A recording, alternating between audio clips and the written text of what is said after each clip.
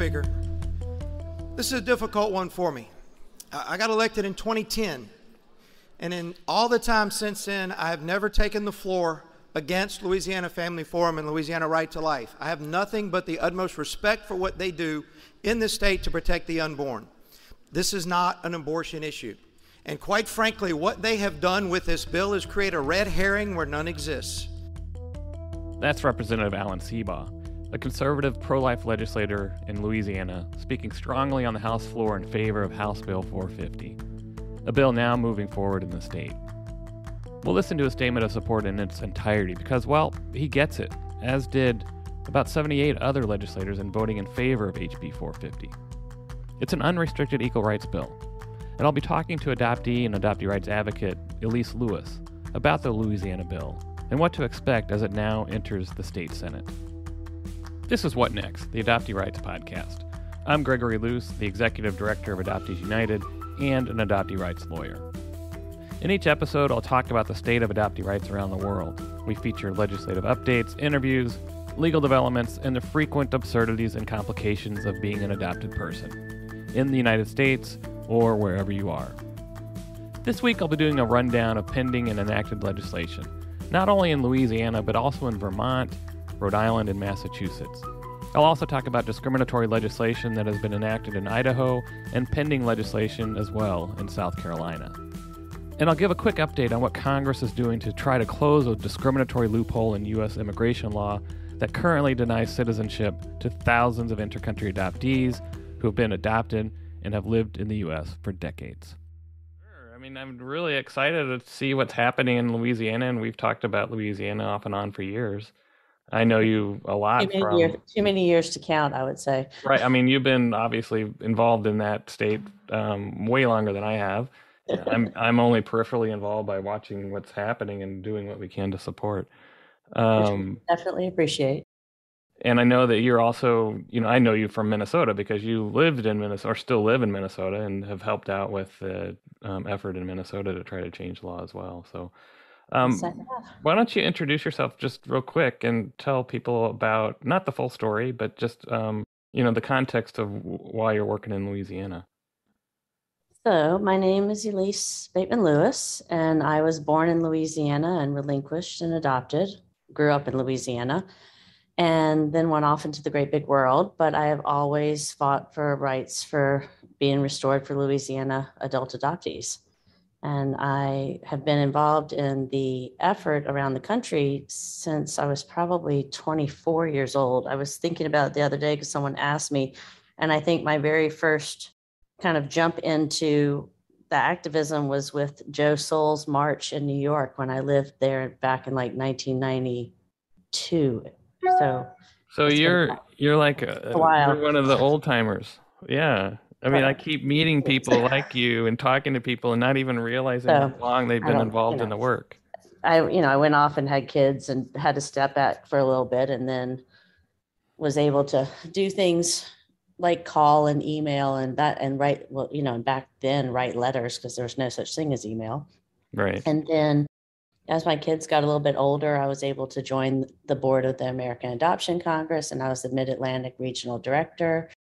And then early 2000s, started getting heavily involved in Louisiana. There was already a good group working here. Kenny Tucker, who lives in New Orleans, has been like my partner in crime all these years. And there's other people that have worked very hard before I came along and before Kenny came along. But there's no formal organization in New Orleans that's like an adoptee rights organization. It's mostly there are different groups around, like there's different support groups and different groups of mothers and that kind of thing. But there's never been a formal Louisiana Restore Rights kind of group. Right. And so it's just been you and other individuals working together on the bills.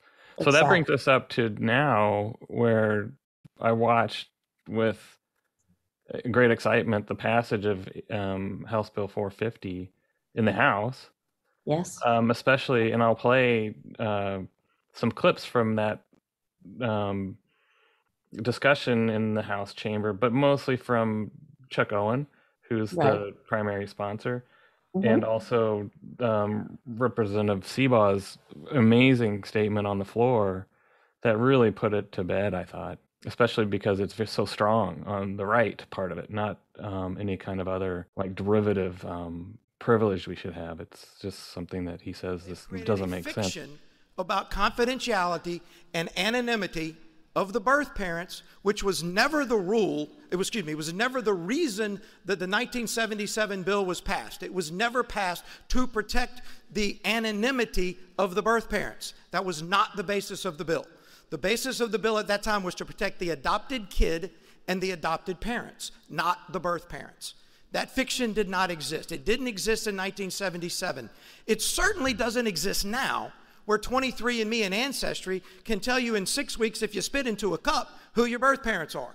All you have to have is a second cousin of the birth parents who filed for the registry, and you can find them like that. There is no expectation of anonymity. It does not exist. Now, granted, it might have existed in 1980. It might have. But it doesn't exist now. This bill is not about abortion. It is not about anonymity and protecting the rights of the birth parents. It's about your vital record. It's about Representative Owen's vital record. His name is on a birth certificate out there that he can't see. Think about that. It's his. It's got his name on it, but he can't see it because the state says you can't. Now, this amendment, while creating another government bureaucracy, which as a conservative I'm against, the opening up the vital records I'm against, the creating this registry and contacting spending state money to call people and say, oh, by the way, you had a baby in 1982. Do you want us to tell anybody about it? Who wants to have that conversation? If we're trying to avoid the unwanted reunion, that cat left the bag when 23andMe went online. That unwanted reunion is there for anybody that wants to spit into a cup and mail it off with $100 or whatever it costs. And look, I have a very close friend and family member who is adopted, and he has adopted a child. They love Representative Owen's bill and they oppose the amendment. He does not care who his birth parents are. He doesn't care. But he's not going to contact them. But he's no interest in contacting them. But he would like to know who they were for medical purposes or for other things. Which goes back to the law as it exists now. If you have money and can hire a lawyer, you can get your birth certificate now. All you have to do is show compelling reasons. The only people who can't access it now are the people who can't hire a lawyer, don't have access. This bill, right now, compelling reasons, the bar is very low, and I've talked to 0 people who hired a lawyer, petitioned the state, trying to get their original birth certificate, who were denied. 0. I've also been contacted by 0 birth mothers who didn't want this bill to pass. Now, Family Forum and Right to Life likes to say, they're out there, they just don't want to contact you.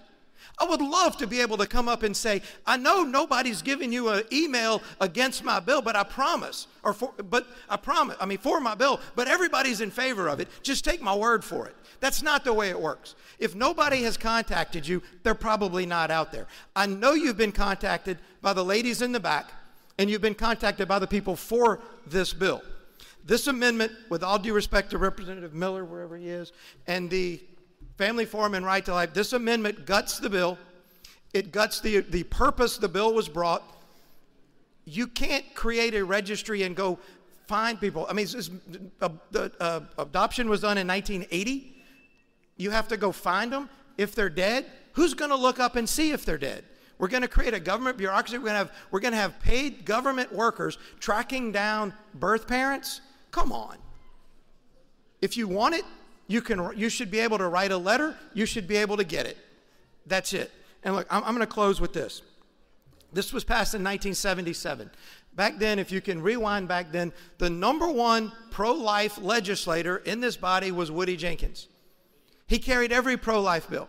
He voted against the 1977 amendment, which closed this. And by the way, he favors this bill without the amendment. This is not going to enhance or increase abortion if we close this, if we open this up. Anybody right now going forward knows that 23andMe and Ancestry are there. They know if they bring that child into this world, they can spit into a cup and their name will be known. They know that.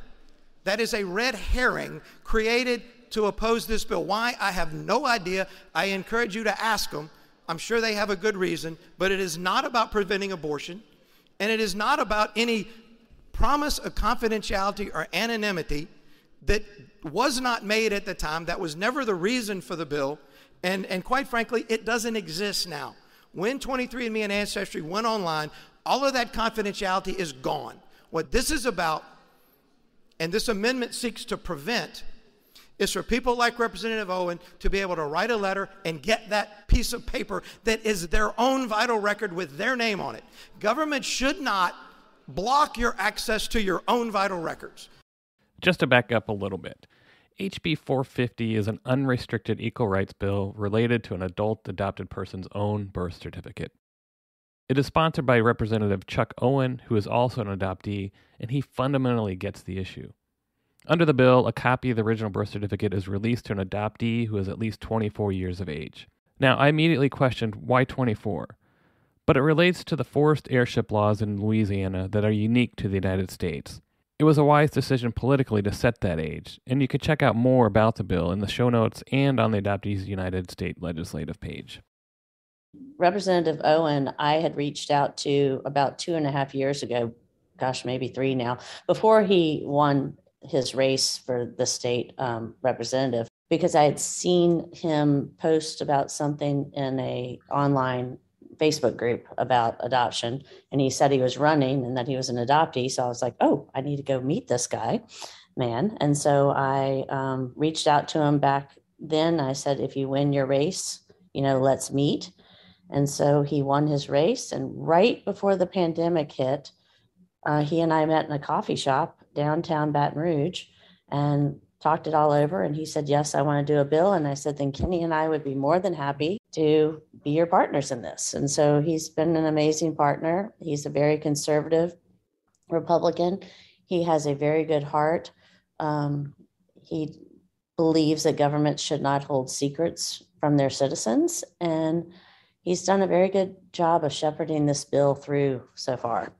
Yeah, I mean, he he's an adopted person as well, but he gets the issue, which is the hardest part of this whole. He does, and he struggle. understands. I think one of the key things about this year is that he, along with Representative Seaball, Representative Harris, and Representative Amade, are all very strong pro-life legislators. And so when a very strong pro-life legislator is telling you this has nothing to do with abortion, so don't listen to all those red herrings over there in the opposition. Mm-hmm. I think their colleagues were like, wow, like it must not have anything to do with abortion, because why would these really strong champions of pro-life be up here advocating for it? Right. And that's huge in Louisiana. So right. It's actually big in Minnesota, where it's possible if you link the two issues, which they aren't linked, the lobby up here would threaten to scorecard the legislator for supporting. Well, and what's interesting is they did threaten to scorecard on our House vote the day of, and we still had 76 votes for the bill. And I forgot what the exact count is, but there's a very, very, very high percentage out of the 100 or so representatives. I think at least 70 to 80 are 100% pro-life people. For them to threaten to scorecard and for us to still get the votes that we got, I think says a lot about our bill and how strong the position was that it is our right. And there is no right to lifelong anonymity, and this is not an abortion issue. Right. And so now it's in the Senate. What's going to happen next? So we've been referred to a Senate committee, and then we wait to get a hearing. Because we were so early in the session and we made it through the House, within the first 2 weeks of the session, the Senate still has many bills of their own that they want to go through before they start touching House bills. So we have to wait until they kind of get through their bills, and then they'll put us on the calendar. Right. Your frequent flyer miles must be in the hundreds of thousands, because I always imagine you in Minnesota, but every time I talk to you, you're in Louisiana. Yes, I do have a lot of frequent flyer miles, so it all works well. Are you there now? I've been in Baton Rouge since March 14th. Oh my God. Okay. Yeah, I know your Once, parents are still there, once right, the too? bill was heard, I said that I was not leaving, Uh-huh. because you never know what's going to happen. And I didn't want to go back and then have to fly back. And Kenny's in New Orleans and Kenny comes up for all the big things. And then he and I touch base every day, but it's good to have someone in Baton Rouge on the ground. And we have a few other advocates that have been strongly working with us. And so it's nice to have our little core group on the ground at the Capitol. So Yeah, for, that's so key. I mean, it's it's so in every important. state you look at that has made this a reality, meaning unrestricted right to the OBC. There was a very, very strong ground game. So, and we have had a very strong ground game because we have, like, for the whole time during the House, there were myself, an adopted mother, and a birth mother every single day at the Capitol for 2 weeks, Hmm. touching every single legislator. Like, Right. hello, have you talked about 450? Oh, hi again. Let's talk about 450. And then a few other mothers came up right before, and another adoptee came up right before the vote, which helped to hand out some papers and things. But I'm not leaving. And as you're looking forward to a hearing, I mean, Senate is often the hardest of the two chambers to get a bill through. It's sort of like that's where we have the most difficulty across the country. Not always, but, and I'm wondering, are you optimistic with its prospects in the Senate? I am optimistic. I'm hoping that the Senate committee will feel very much like the House committee did. The House committee thought this is way too important of an issue to be decided in a committee of, I mean, the Senate committee is 7, but way too important of an issue to be decided in a small committee. It needs to be heard on the floor. Everyone needs to have their chance to weigh in and make a decision. Hmm. Um, and we've been meeting with people from the Senate committee, and it's just a matter of getting on their schedule and getting to meet with everyone before the committee happens and letting them talk to us one-on-one, because we found in the House, we collected a lot of votes over those 2 weeks just from one-on-one interaction and sitting and saying, hey, what are your concerns, what are your questions, we're here to answer them, tell Right. us where you are, kind of thing. So you kind of have to go in with that positive attitude. You can't go in as a defeatist. Right. And as things start to move forward, and there are probably many Louisiana-born adoptees across the country, or even people like me who's not from the state and wondering what we can do. Do you have any thoughts on what other people can do to try to support the bill? Yes, so we have been keeping our message very tight, very focused, because we have found in the past that when people get into, their sob stories or their reunion stories and all that, it kind of takes away from the idea of the civil rights. Hmm. So we've been very, very tight on our messaging. And when we ask people to write in, it is, I support the adult adoptees' right to be restored. Because in Louisiana, we had full access up until 1977. Right. We still have access, but we have to jump through 1,000 hoops and go to court and spend a lot of money. And but not everybody has thousands of dollars to hire a lawyer and go to court. And so that's not equality. And we want to go back to, a time where we were all treated as equals. Right. So in the messaging, we've been saying, just a simple, dear Senator, or dear Senator, we support HB 450 without restrictive amendments. Hmm. We support the right for an adult adoptee to have access to their birth certificate. And then if you are a parent that is relinquished, it's been super important to say, I am a parent who's relinquished and I was never promised lifetime anonymity. Right. That's been our 2 main focuses to say. And it's gone really well so far, because I think when you get into all those what ifs and side stories and all that, people go down rabbit holes, and legislators don't need to hear that. They barely have time to read their emails anyway. Right. And so you just need to make it short and sweet.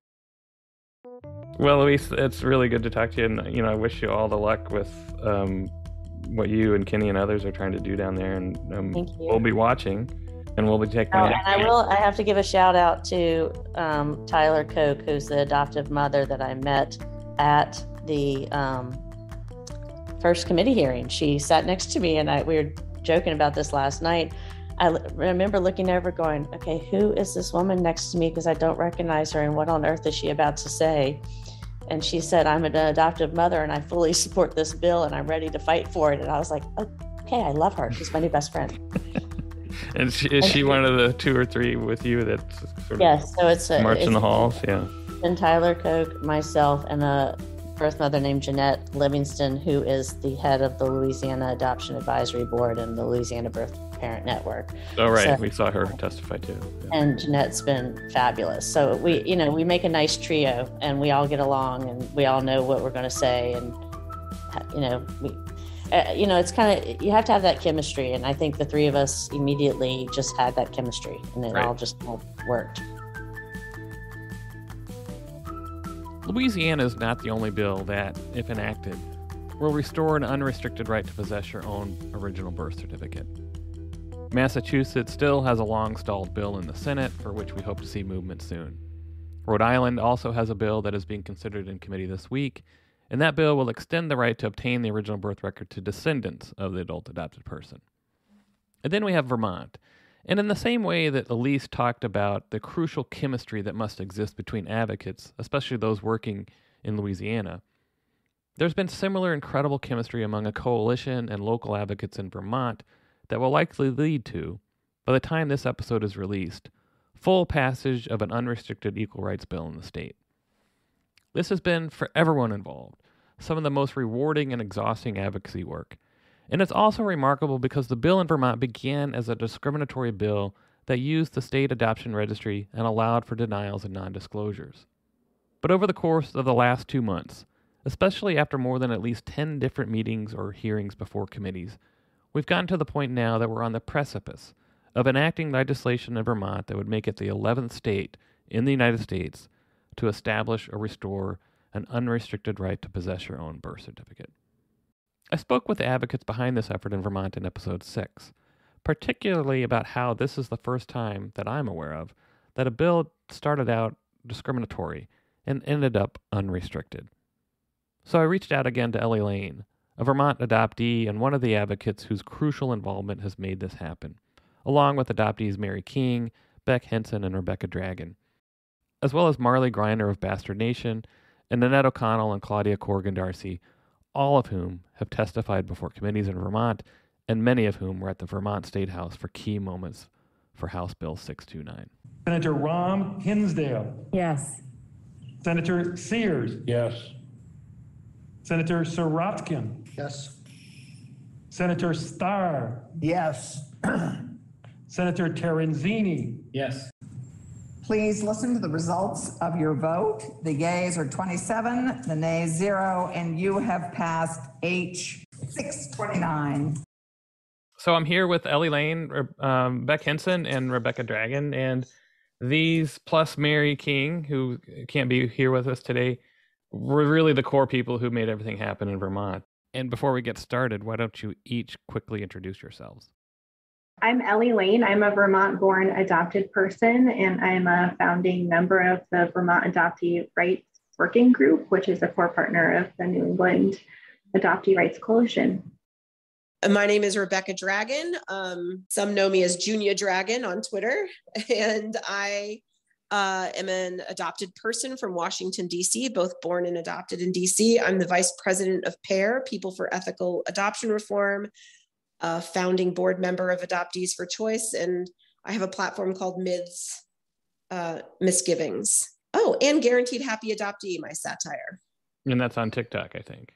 That is on TikTok, Instagram, and Facebook. Wow. I find niche humor. I'm Beck Henson. I'm a New Jersey-born adoptee who is living in Vermont and a founding member of the Vermont Adoptee Rights Working Group. I'm also the little sister to Mary Anna King. Ellie, just before we get going, could you tell us pretty much, a summary of what House 629 will do once it's enacted? Absolutely. So 629 is going to expand access to original birth certificates for all adopted people who are born in the state of Vermont, regardless of whether or not there's been a non-disclosure form on file.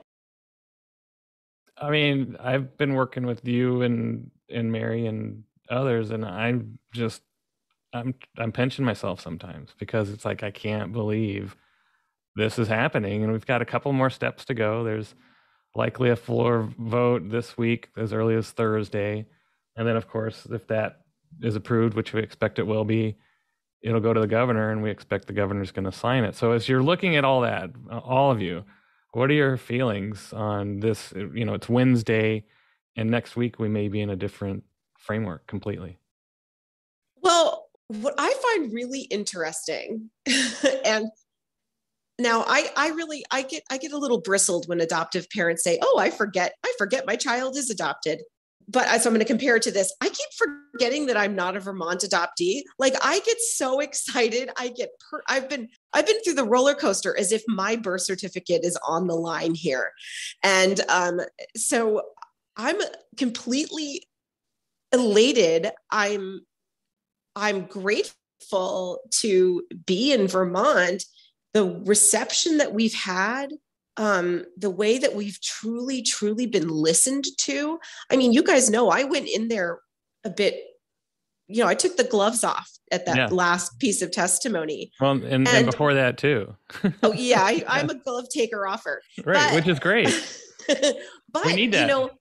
Sometimes we need it. Sometimes you can't, right? I mean, it's that fine balance. But I have to tell you that every time we kind of take those gloves off, people really listen.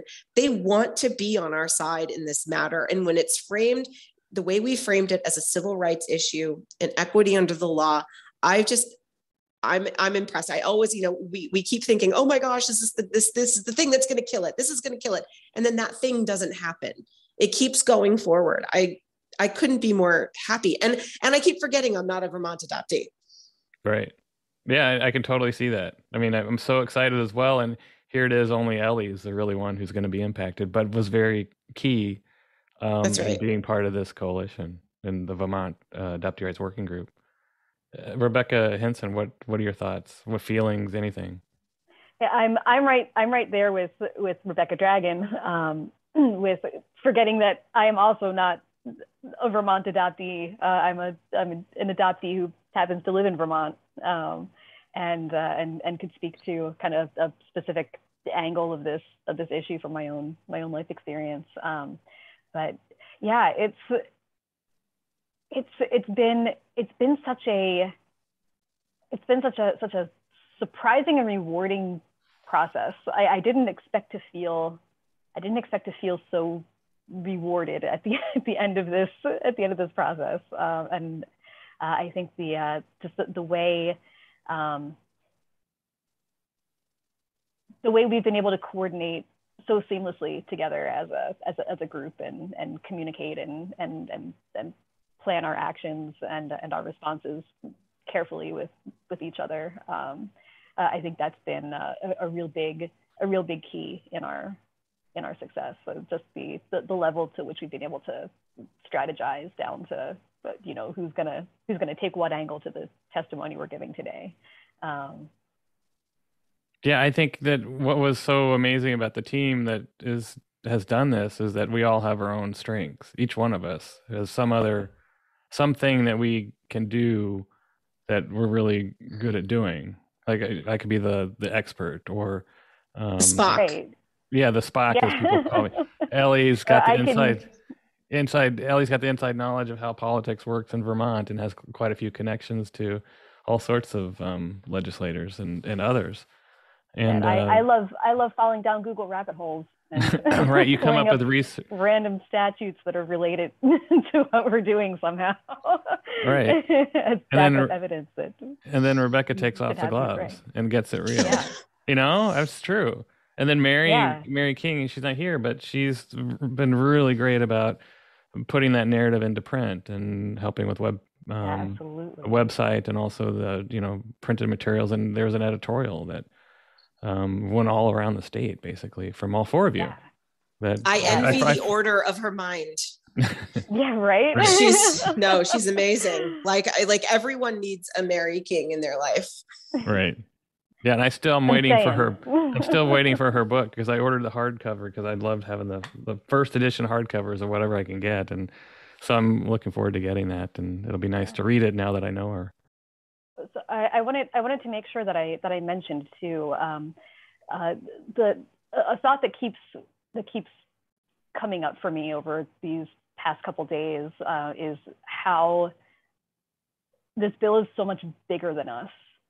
We're not just giving a right back to adopted people born in Vermont. We're also paving an avenue for survivors of really horrible systemic abuse here in Vermont to be able to eventually reclaim a whole lot more of their records than they've been able to have access to find justice for themselves and their experiences.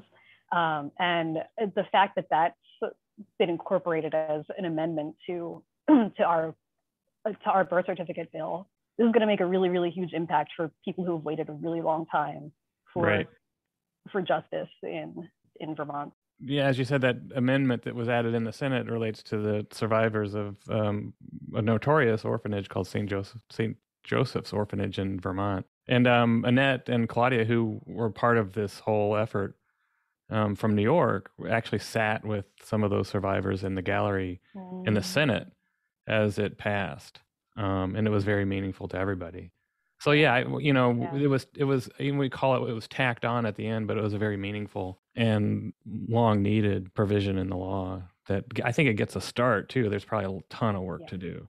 But Ellie, before I forget, how do you you're the one who's can march down to Department of Health that, on July 1st, 2023, pay whatever they're going to charge you. I think it's probably going to be $12 to $15, and hopefully in a few weeks later, you're going to get your original birth certificate. It's certified copy, by the way. So how do you feel about that? Yeah, it's really exciting. I already have a copy of my original birth certificate, although it's a really bad photocopy. And so I'm excited to be able to access that certified copy going forward. I think my feelings are not catching up. This is happening so fast, and I'm just sort of, I'm so surprised that we were successful that I don't think I really soaked it in yet. Right. I'm kind of the ilk, okay, we still have 2 steps, and I'm afraid some, ogre's going to come in and mess it up. Oh, but... you lawyers and JDs. That's true. We look for the catastrophe and try to prevent it. I know. Yeah. Just ride on the wave with the Rebeccas. I'm trying. High drama. Yeah. I'm trying. So I don't really have a whole lot more. I just wanted to get you on here and talk about, this really is history. It's going to be the 11th state. You're joining it. Number 11. That's and it's my favorite number. And it's one step, and Vermont's going to join an elite group, but I think it's going to spread. And we're seeing stuff in Louisiana too. And I talked to Elise Lewis as part of this podcast about their efforts down there. It's possible Vermont might be the 12th state, depending on. Wait, I forget whether Louisiana or Vermont. Theirs would go into effect earlier, actually. So that's a good point. I don't know if we can celebrate 11 or 12 at this point. We'll have to see which governor signs first. But I'm not going to oppose it. I'm not going to oppose the Louisiana bill based upon who gets to be there first. So I want to. This is a thought I'm having. I would like to add in. The bulk of my work in adoption land has been writing persuasive essays, trying to convey this experience of what it's like to live adoption as an adopted person. And it's really been focused on that. And I had not done any legislative work. I've done legislative work for my work in Vermont, but not on adoption matters. And this is my first time doing it. And what I really found interesting is we were able to kind of encapsulate so many things that we talk about, that we try to express about what mainstream society does not understand about what it's like to live as an adopted person in the society. And we were able to encapsulate so much of that and convey it very quickly to people that normally would not be exposed to it. Mm-hmm. And I'm glad we're getting a clean bill out of this. And I know the governor's going to sign it because he told me he was. Right. I forget that you have that connection. Yeah. Well, I don't really have that connection, but I did make him tell me he was going to sign the thing. But again, I think about Ken Goslin, who is the doorstep dude. He was the one who started, though, you can't just have these people showing up on the doorsteps of their families, and he ended up becoming our biggest champion. He asked to report the bill. He's never reported a bill before, but he wanted to do this one and was in near tears doing it. And to me, it's been transformative personally to watch people's minds open up and change and kind of glimpse something that they never considered before in real time. It's been magical. Right. I agree. And I think that the idea that it was magical make it seem like it was easy, but it was not easy at all. No. Yeah. Additionally, that it passed unanimously in the Senate and only one vote in opposition in the House made the process to me feel like add magic and also disbelief to the process. I was not expecting that level of support, especially considering the way the conversations were going at the very beginning in both committees, to have been so heard and seen and changed minds, and to get to that level of support was just, it's really hard to wrap my head around. And we did have opposition. I want to make sure people know that as well. I almost feel like not even mentioning the opposition at this point. It seems to me the one irrelevant. Yeah, the one. Well, and then it was the organization that didn't like that there was no redaction provision as well. So, but we had to deal with that, and we did. Oh yeah, I was going to kind of following on the heels of that. Just seeing in real time the impact our words and stories and experiences have had on these legislators. I was thinking fairly recently about how many of the legislators I've encountered throughout this process who have mentioned that they're social workers for their normal person day job. And I was thinking about Representative Kate Donnelly in the House Judiciary Committee, and how she listened to all of our testimonies and the issues that we raised of our experiences navigating the world and certain systems as adopted people. And she's going to take that back to her own social work practice when she goes back to work for the rest of the year, and hopefully be transformed, not just as a legislator, not just as a representative of her own district, but also as just a person in her community, a social worker in her professional field. It feels almost like we have double the impact in that sense than we might have in some other states. I think that's so true. I mean, I think we don't know, we can't foresee the long-term impact. That's so hard to see, but I think there is one. It feels so organic, but so serendipitous at the same time in a lot of ways. But I'm incredibly proud of all of us. You made history. And all the work we've done. And yeah. I didn't know, well, I knew Rebecca and I knew Beck. I didn't know Ellie in December. I didn't know, I mean, I think I may have seen your name around, but we all came together when it counted. Yeah. So congratulations. Well, I mean, again, the lawyer in me says pre-congratulations. This is just a pre-party. Yeah. And if there is a public signing, pre-gaming, right? If there is a public signing and it's possible I can come, I will be there and buy everybody a round of beers. Yeah. Yes. Yeah. A resounding yes for the round of beers. And then one last question: is there a future for Vermont Adoptee Rights Working Group and the New England Adoptee Rights Coalition? I think we've got. Oh hell yeah! I think we have Massachusetts in our eyes now too. Actually. Yes. I hope they bring us in. We don't just stop at birth certificates. Right. Yeah. Exactly. Right. Exactly. Yeah. Birth certificates is step one. And the rest of the records is step two. Well, beer, then birth certificate. Well, yes. No, birth certificates, then beer. Step 1B is beer, and then step 2 is all the rest of the records. All right. Thanks, everybody. All right. Thank I appreciate you coming on the last minute. Yep. Yeah. Bye, guys. Bye. See ya.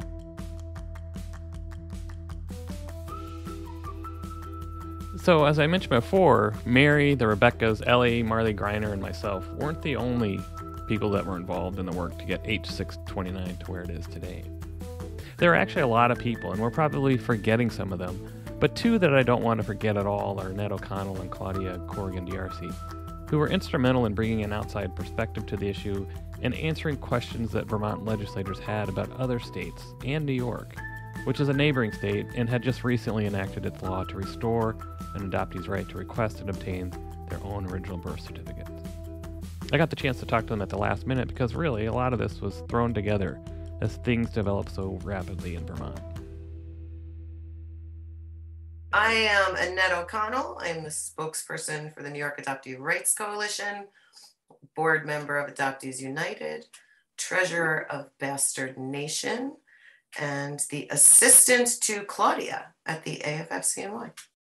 So I am Claudia Cargan DRC. I am a birth mother since 1987, in reunion since 2004, 5, whatever you want to call it. I am the Associate Executive Director of Communications at the Adoptive and Foster Family Coalition of New York, which is part of the New England Adoptee Rights Coalition and the New York Adoptee Rights Coalition. There we go. It's always a mouthful. And, I should say that both the New York Adoptee Rights Coalition and AFF-CNY are strategic partners with the New England Adoptee Rights Coalition. And that's essentially why I'm talking to you, is really to get your thoughts on what will be historic for, at least for Vermont, but I consider it historic for the country, that it looks as if we're going to have an unrestricted equal rights bill passed in Vermont and signed by the governor probably within the next, 10 days or so. So, Annette, you were at the Capitol for a couple of days, or the State House for a couple of days in Vermont for the Senate side of things. And you also testified as a search angel, which was interesting, in one of the hearings. What are your thoughts on what you saw in Vermont and your feelings about seeing this probably be the 11th state? I was amazed at, first of all, just the difference in the way Vermont and New York handled things. I was amazed at the difference just in being in the presence of the State House. Is two entirely different environments from the Capitol in New York and the Capitol in Vermont. They were two radically different experiences. But the fact that just about every legislator that we encountered supported this legislation was ridiculously impressive to me. The fact that you, Greg, are so well known in Vermont. I was literally going in and being like, "Hi, I'm Annette from Adoptees United. I work with Gregory Luce." And they were like, "Greg Luce, yeah." I know I got mentioned a few times. It was so funny. I always find it a little embarrassing, but so it is. Yeah. Well, yeah, you need to stop being so humble. Yeah. But I think that it's historic in more than one way. I think that for me, the way that I'm seeing it from my vantage point, a huge part of the history is that the ladies who were on the ground, and you and Marley and Claudia and, perhaps myself, everyone that testified, everyone that works toward it, but predominantly the boots on the ground people, literally educated and changed legislators' minds on things because it wasn't this bill going in. So the fact that there was a restrictive bill that changed to a completely unrestricted bill is amazing and historic to me. Right. And I was going to say, this is the first time that's ever happened, and it's true to some extent, but it's not fully true if you think about New York. New York had the terrible bill that was vetoed, and so we turned that around. And then the unrestricted bill followed that after about a year. Right. But see, that this is different though, because it has happened so quickly and because the legislators were so quick to realize the inequality of it all. It didn't take years of educating. It didn't take gathering people to have a veto, right? It took the boots on the ground people and everyone working in unison. And to me, one of the things, that I very rarely use Twitter, but one of the things I tweeted out was that this speaks to the importance and the benefit of a coalition. Mm-hmm. It speaks to the important and to the benefit of everyone being unified and having the bottom line of equality. Because when everyone presents as this, it's kind of hard to ignore us. right? Exactly. And people were like, oh, you guys came all the way from New York for this, right, Claude? They were like, really? And we were like, yeah, we literally just pulled into the parking lot, here we are. Yeah, I have to agree. I mean, I think Vermont was amazing because of the absolute just efficiency of I think maybe due to the smaller government and they were much more accessible, I think, as human beings, and to make those connections in a much quicker way. Their whole system made it easier. But even with that, I just think the way that, again, built on the miracle in New York where people came together and worked together, I think Vermont was an excellent example of just everyone saying, this is the goal, this is what we're willing to do, and let's go and get this equality done. And boom, it speaks for when we stop eating our own, we can be efficient. Exactly. Right. That was one lesson I got too. When the legislators have the time to spend on an issue like they did in Vermont, they get it. Yeah. Unless they're coming in, already biased against it. And there was one legislator. There's always one. Just depends on how powerful they are. There is always one. And it's funny because even I said that my first time testifying in front of the House Judiciary Committee on this, and they asked, what was the problem in New York? And I said, every state always has one thorn in their side.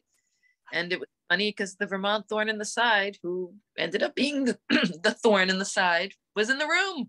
Right. So she got to hear it. Yeah. She raised her hand and been like, yeah, I'm going to be that person. That's going to be me. Yeah. We know who you are.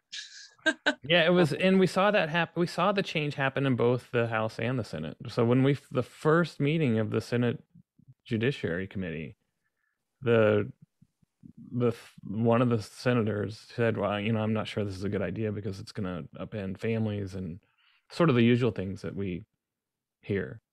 And then we gave her a chart showing what happens when you only use DNA and you incentivize it. And then the next day she changed her mind. Waving the chart around going, have you seen this chart? Right. And I think though, Greg, you said that it had to do with time, with them having the time to look into it. Mm-hmm. I think it more has to do with them having the interest in it, because this happened quickly. Yeah. This was from January until now, right? Right. So, this happened really, really quickly. And had they not been open to it and open to listening and open to hearing about it, and, I think it really speaks more to their interest in truly doing their jobs. Yeah. Mm-hmm. And not representing themselves, with the exception of that one legislator. But actually representing their constituents, right? Because many of them spoke to how many people would be impacted, right? Many of them mentioned how many people. So it wasn't just like in New York, we had met with one senator who personalized it, who was like, no, basically, not in these exact words, but basically said, no, one day I hope to adopt kids, and I don't know if I want my kids to do this.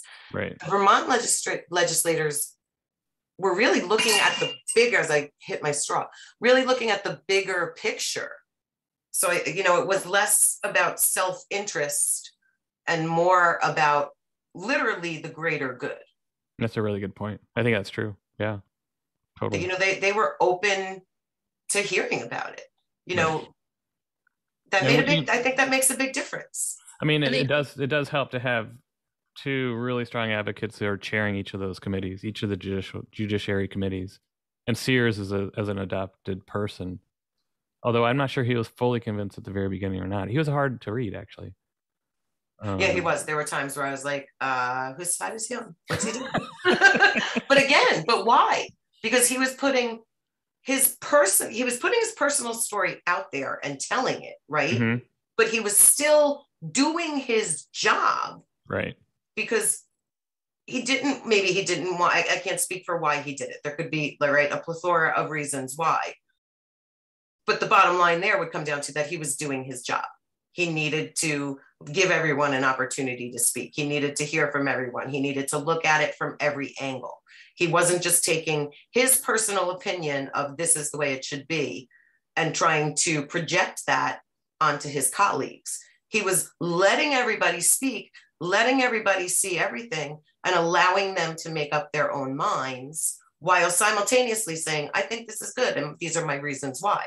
So he was, again, doing his job. Yeah, I think that's a great analysis. He was truly we always say that legislators are civil servants and they work for us. And in Vermont, for me, they really put their money where their mouth is in that respect. Right. Exactly. So Claude, I mean, you've been involved in Massachusetts, still are, and for many years. Are they next? I mean, is that where we go? We have to, please, let's get it done. I mean, because then, I think one of the things I think that was really interesting about Vermont, is the whole battle on New York. One of the things that we said was, in New York, we're so important, New York, because if New York does it, then other states will pay attention. And having that actually be true in Vermont, where they kept on saying, okay, so how'd you guys do it in New York? Like, it was so validating to know that we weren't just saying that as an idle threat, but it truly was real life. So I do believe that having, New England all open except for Massachusetts, beer donut hole, they have to feel it. And of course, we do have our thorn in Massachusetts too. So that's really the problem. But if, I believe that we can get things done. And that has been proven at this point in time. A coalition does work. And, all the parties at the table working on pulling on that same rope, it happens. That's how we make it happen. So Massachusetts, let's go. Free Mass.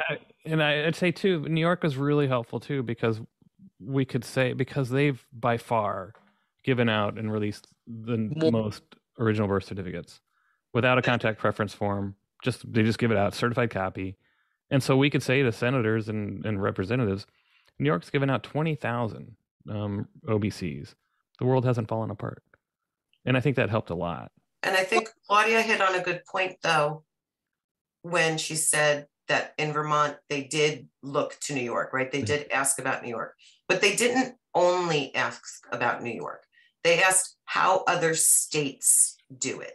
Right. So those within the adoptee rights community who will compromise, who call us the all or nothing group, right? And they look down on us for that. And they say, states don't care about other states. Vermont, again, with these legislators doing their jobs, proved that they do care about other states, because the Vermont legislators weren't just asking about New York. They were saying, most recently asking you, I think it was even Greg, in yesterday's judiciary meeting, well, how do other states do it? Who houses it in other states? How is the contact preference listed in other states? They weren't specific to New York. They wanted to know, in general, how is it done in other states? So when Claudia said, we eat our own, right? Those who are trying to work against us and calling us the all or nothing camps and all of that, this just proved them wrong as well. Right. I agree. And I talk about that at the end of the podcast. I talk about Idaho and South Carolina and, what it means that there's no one on the ground. I mean, in Idaho and South Carolina, there's no one on the ground. And that's why those bills are moving forward, those terrible bills. And this made a difference too, because not everyone on the ground in Vermont actually had skin in the game, as far as they're not Vermont adopted people. They're adopted people who live in Vermont. So the boots on the ground people don't actually have to have skin in the game. They have to be constituents who agree in the universal language of equality. Right. I don't know if I would go forward in a state if I didn't have at least one. Oh, I agree. I'm not saying to go forward with just, random. I think that there has to be at least one. Right. But the whole troop doesn't have to have that skin in the game. Oh yeah, I agree. Yeah. They just have to be there and be able to, And that was lobby effectively. That was definitely New York as well. I mean, we had Claude there with us, in New York. No same. but you know what to say when other people say they have skin when they don't. Yeah. Exactly. Yeah. It's not about my skin, it's about everybody else's skin, and let's get it done. Now, right. I definitely, that's one of the problems. I mean, if we had accepted the half a loaf in New York, I mean, that could have colored so many things in so many other states. And whenever we do have a bad bill that goes through that is found acceptable, the risk that other states are going to look at that model and want to copy that is real. It just hit me that if New York that there was not a veto, this wouldn't have happened in Vermont at all. No, we would have lost Vermont completely. Vermont would not have had, no, because we would have had to say, oh, yeah, New York has this convoluted, insane court process, much like what it is that you want to do. Right. Yeah. It would, I mean, those crazy bills almost, yeah. I don't know why it didn't hit me until just now, but it did. Yeah. Mm-hmm.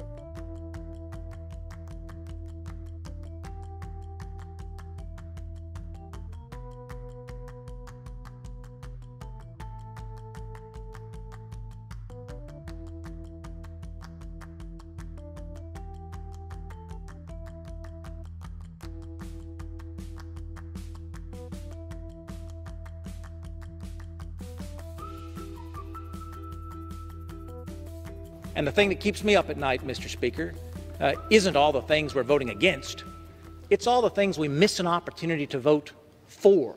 Those things that because we're here in community together today, we have an opportunity to fix. I've got one for you if you're interested. And if you haven't had a chance to take a look at it, it's the Adoptee Citizenship Act, Mr. Speaker. It's just crazy to me. The best part of this job, as my friend from California knows, is that really smart people spend time with us to make us smarter. The Adoptee Citizenship Act, it's H.R. 2731, is a bill that my Democratic colleague Adam Smith and I have offered together. When American families adopted children from overseas in the 1970s and 80s, those children didn't automatically get citizenship. You think an American family adopts a child, that child has American parents, they're going to become an American citizen. Not so, Mr. Speaker. It was an incredibly long process. Now, in the 70s and 80s, we didn't care that much about that, but fast forward to September 11, 2001, we started talking a lot about citizenship status, only to find out that thousands upon thousands of Americans didn't have their citizenship because their parents didn't know they had to file all of this additional paperwork. Now, who among us is opposed to letting American families that have been American families for 40 years, who are adopted, citizens who are adopted into American families, get that citizenship document and live the normal life that we all thought they were supposed to be living here? That's Representative Rob Woodall of Georgia. And if you're thinking, wait a second, he's not a congressman now, then you're right. He retired. And his House floor speech about the Adoptee Citizenship Act was from 2 years ago. And it was even a different bill at that point. A new bill was introduced this congressional session and, like others, appeared to go nowhere. But in a recent move in February, a stripped-down version of the Adoptee Citizenship Act has been added to the House version of a massive technology bill, H.R. 4521. And that technology bill has passed with different versions in the Senate and House. This means that a conference committee is now being set up, and an expected 107 conference committee members will have as their task to figure out what stays from the Senate bill, what stays from the House bill, and what they can agree on for a final negotiated bill, with the hope that adoptee citizenship provisions will remain in that bill.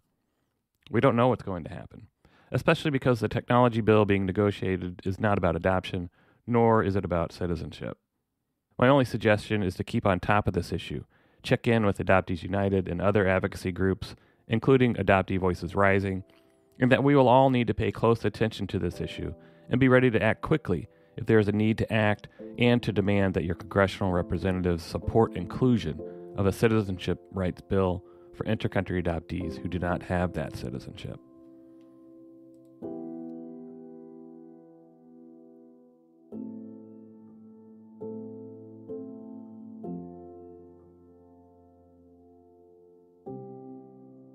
Finally, I need to mention two bills, one in Idaho, one in South Carolina. They're bad bills, and one has been enacted and one is still alive. The Idaho bill, which has been signed by the governor and takes effect in July, reinforces the use of the state's adoption registry, is prospective only, and creates and supports redaction rights for parents. Ironically, it's similar to the bad bill first introduced in Vermont, and as far as anyone can tell, it had zero organized adoptee support, other than out-of-state actors who cheerleaded the bill and still believe it is a good thing. It's not. The South Carolina bill is an example of what actually happens when you agree to prospective-only bills like Idaho's.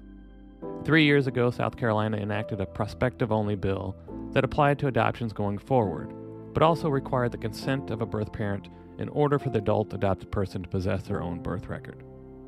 As it happens, South Carolina legislators today are trying to make that approach retroactive to all adoptions, no matter the date, which means that in South Carolina, if this bill passes, an adult adopted person will need the consent of birth parents in order to obtain their own original birth certificate. I bring these bills up for two reasons. One, they are discriminatory, and we should never support such bills. And two, importantly, it demonstrates what is needed in individual states to secure equal rights. As we are now seeing in states like Louisiana and Vermont and New York, and in efforts underway in Texas, the District of Columbia, Maryland, and Georgia, regions and states that have built strong on-the-ground advocacy and coalitions will be successful. They will be able to challenge and upend discriminatory bills and work toward unrestricted equal rights for all adopted people. This was not present in Idaho or South Carolina. Instead, advocates who were not impacted by the bill sought to, quote, do something, and encouraged legislators to draft and introduce new bills without any ground game available to assure the bills remain centered on equality for all adopted people. This is wrong, and it is up to us, as adoptee advocates and allies, to challenge future attempts to undermine equality for all adopted people by saying no to unorganized and unaccountable efforts that have no support in our community. It is not right to do something when that something makes us all less equal.